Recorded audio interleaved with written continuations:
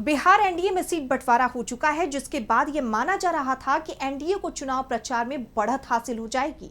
लेकिन एनडीए में सीट बंटवारा अब उसकी मुसीबत बन गया है, जबकि महागठबंधन बड़ी राहत महसूस कर रहा है।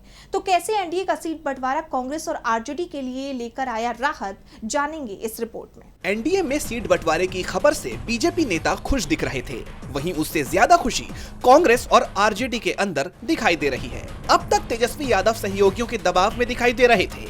कांग्रेस को लेकर बात इसलिए नहीं फाइनल हो पा रही थी क्योंकि दूसरे सहयोगी बहुत ज्यादा सीटों के लिए दबाव बना रहे थे। खास तौर पर वीआईपी चीफ मुकेश सहनी की डिमांड तो कुछ ज्यादा ही परेशान करने वाली थी। सहनी की तरफ से 60 सीटों पर दावेदारी ठोक दी गई।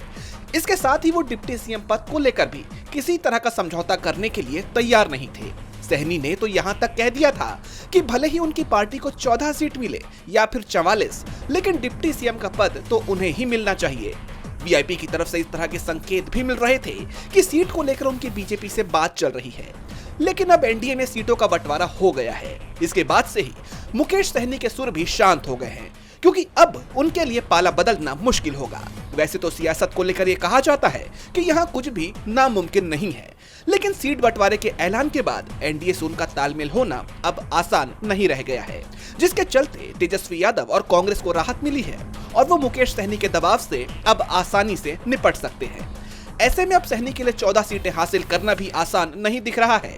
वैसे महागठबंधन में जितनी भी पार्टियां हो, चाहे वो आरजेडी हो या फिर कांग्रेस, तीनों वाम दल के अलावा जेएमएम और पशुपति पारस की आरएलजेपी, इनमें से किसी भी दल के एनडीए में जाने की कोई संभावना नहीं दिख रही है। सिर्फ सहनी को लेकर चिंता थी, जिसे बीजेपी ने खुद ही खत्म कर दिया है।